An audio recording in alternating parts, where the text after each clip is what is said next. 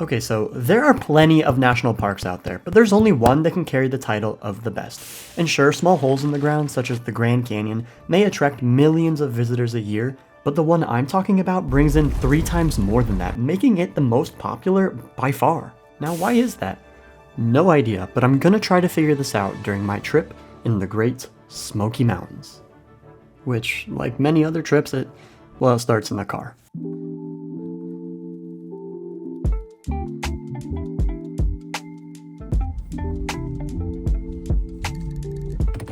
Okay, so here's the plan. I'm currently here at the car and the beginning of 20-mile trail.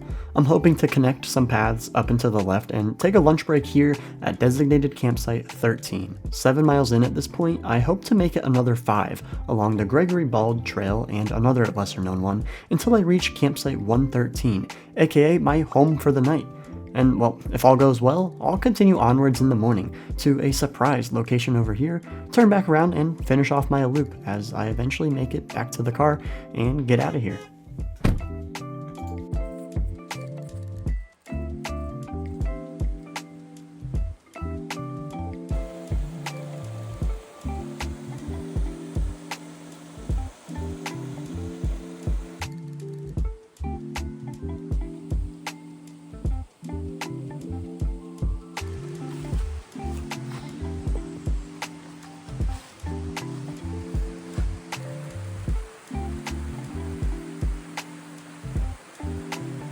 I know what you're thinking.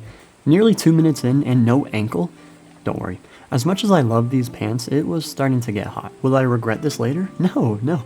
Maybe. The first section is called the Wolf Ridge Trail, and it happens to follow a river, which means 2 things. 1, the path is flat, making it easy to hike fast, getting some miles under my belt early on. And 2, the sounds of the flowing water drown out any thoughts of regret or reasons to turn back. Essentially, what this combination means is that I'm making good progress.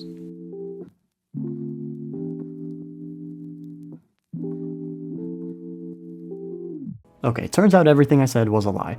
The trail was leaving behind the river in pursuit of a 4,000-foot ascent straight up into a cloud. Not something I was looking forward to. And neither was this little freeloading fella looking for a ride to the top. Nah, he was actually pretty cool. But the temperature wanted to one-up him. And my goodness, it was, and the only thing on my mind was a hot lunch.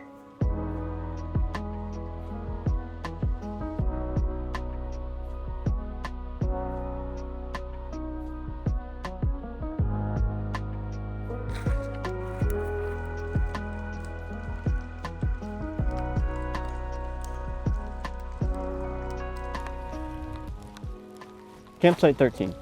In other words, lunchtime. Boy, oh boy, am I excited to sit down, take a break, and chow down on some food. 'Cause I am starving. It's been about 7 miles so far. It said 3,500 feet of elevation. Oh, this is kind of a nice spot. And yeah, I'm freezing cold. I need to get some gloves, which happily I brought. Oh, my camera. All right, what was I saying? Oh yeah, it's freezing cold. So, gloves. If I did not bring gloves with me, I think I would cry because, they're in a lot of pain right now. Oh, and then we gotta eat some food. I have a few options.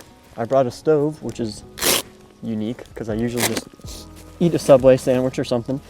But very glad that I'm gonna have something warm to eat pretty soon here. And I think I'm gonna choose mac and cheese. Yeah, looking forward to that. Let's get cooking. Oh, and for reference, it's, let me show you, 11:42 right now, which is great. That means we're making really good time, and I could not be more excited about that, because everything from here on out should be so much easier. And I think we're actually going to make it to our campsite tonight, which is a great sign. Love to hear that.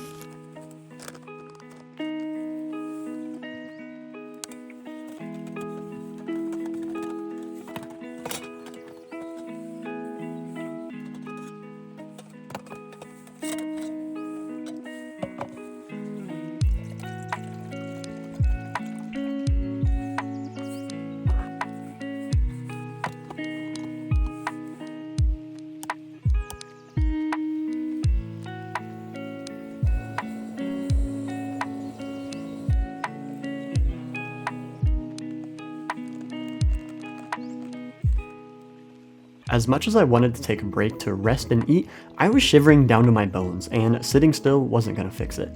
This meant that I was going to have to take my food on the road, and even though that was a bit of a bummer, the upside is that I'll soon be at the highest point along the trail, which means an amazing view and reward for all of my work so far. This is the kind of stuff that makes it all worth it. And we were still in a cloud. Yep, now that's the spot right there. The grand lookout at Gregory Bald. Thanks a lot, Greg. I suppose partly cloudy in the Smoky Mountains looks slightly different than partly cloudy in the parking lot.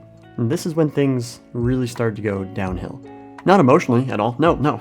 Heck, that mac and cheese was actually reviving my soul. No, since we're at the peak, I meant downhill physically, from here on out. And that was something that I was actually really looking forward to.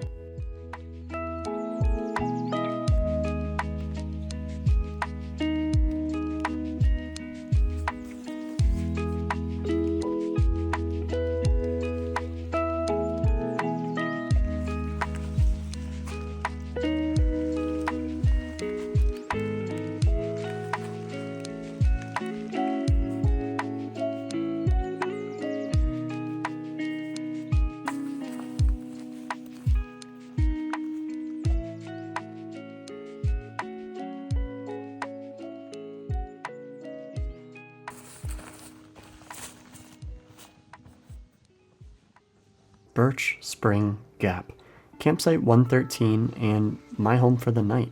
It felt good to get here. On my way in, I noticed a fellow camper had already set up their tent. Looks fancy, must be one of those new ultralight things, I think. And I came across a storage container as well. It's one of those things that's super easy to open. All you have to do is you just push and then pull here on this and lift up. I don't really have to explain, everyone kind of knows it's pretty basic stuff. And other than that, I just explored around the site and looked for somewhere to settle in.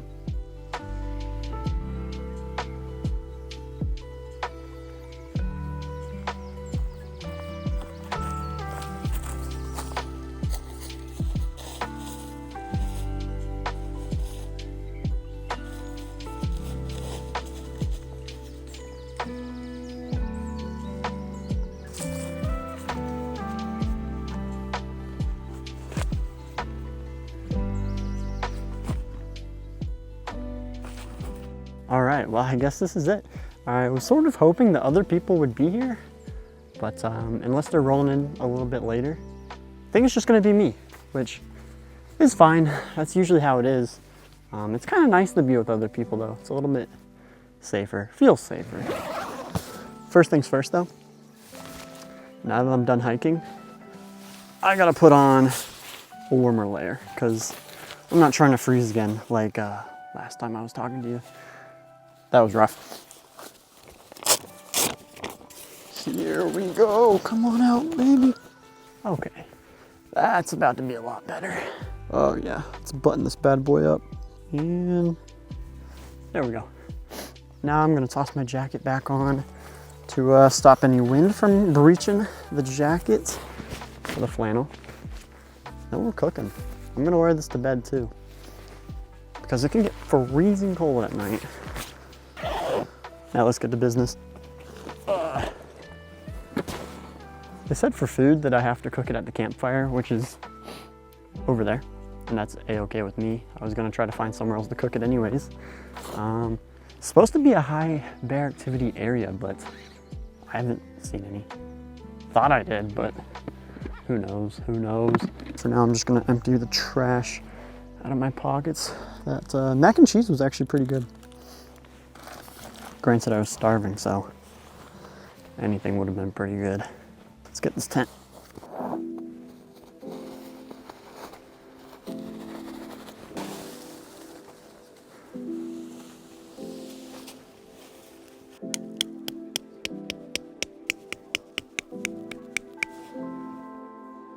That one did not want to go in. I'll tighten it up over here. It's nice out here. A little creepy, but nice.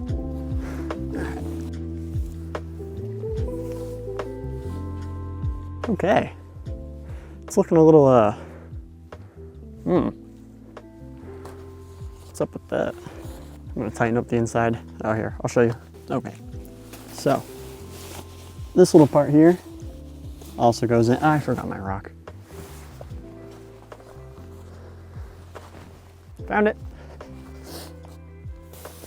Okay, this little part goes in here. I don't know how this is how the tent's supposed to work, but it's what I do.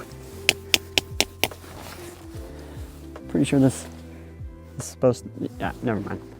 And the other side. Hippity, yep. Lovely. Get out of here, rock. Done with you. Okay, I guess I needed my rock one more time. I'm gonna do the last, this door. The other door I'm just gonna leave. Lovely. Actually, yeah, lovely.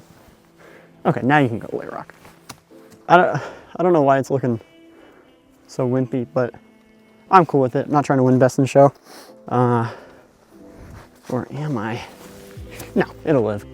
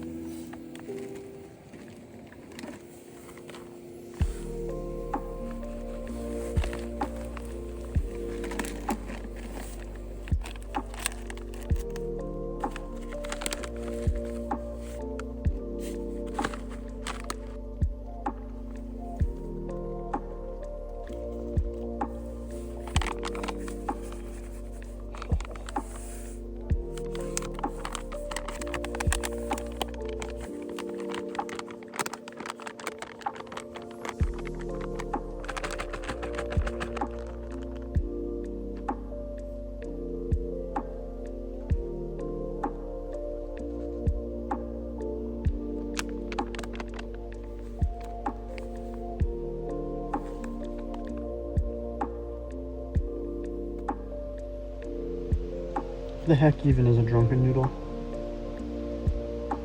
Ah. I don't even see. Oh. Not the noodles I was thinking. It'll do the trick. As sunset neared, a couple other hikers did make their way in, but for me, it was time to finish setting up my sleeping arrangement and hide away for the night.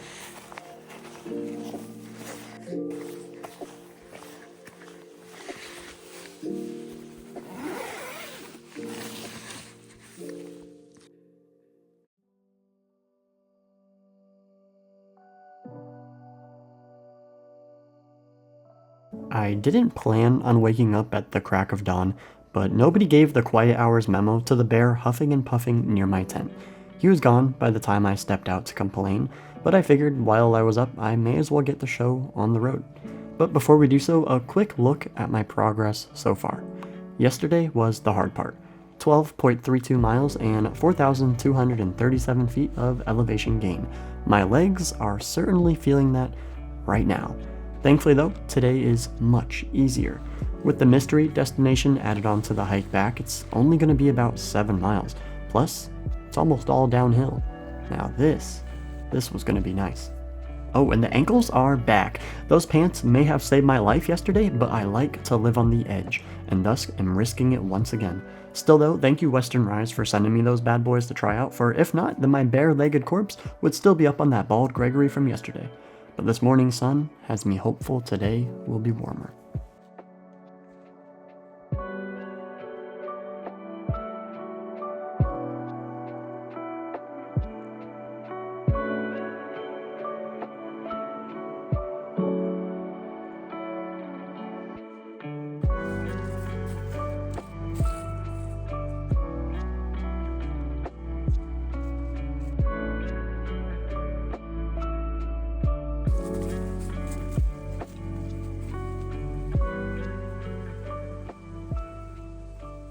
the Appalachian Trail. Now, some people will say that that's not how you pronounce the name, but those people are liars and deceivers. But at least when it comes to the AT, I think there's one thing that we can all agree on. That's that this trail does not disappoint. Anyone who treks along a section of this path will see that there's always a surprise in store. And, well, it looks like ours was peeking out just through the trees up ahead.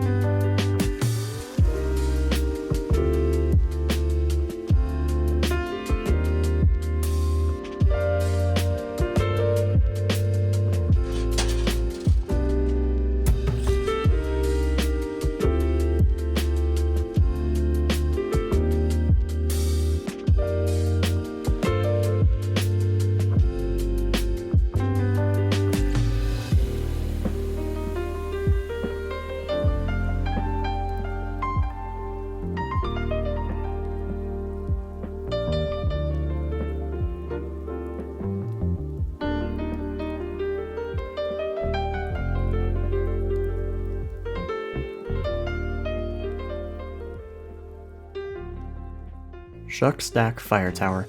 That was the one thing I was most excited for, and I'm happy to say it was everything I'd hoped for. With the mystery destination marked off the list, all that's left to do is finish off the hike. I passed by a few people warning me of bears up ahead, but I never saw any of them. I'm guessing that they know my reputation, and they were just too scared to show themselves for the camera. But the one thing that I did see was this rock in a tree, and call me crazy, but that's not where they're supposed to be. I have no idea how it got here, and if you have any ideas or know something about tree rocks that I don't, please tell me, because, well, to put it lightly, it's haunting my dreams.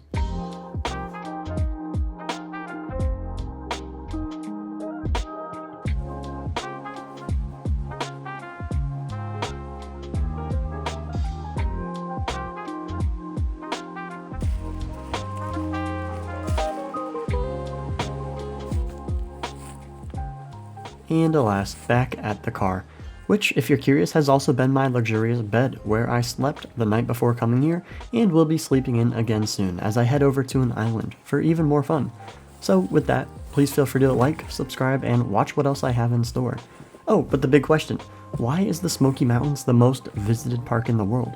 Well, it just so happens to be super accessible and beautiful at the same time. Sometimes simple is best. Alrighty, well, I'll catch you later.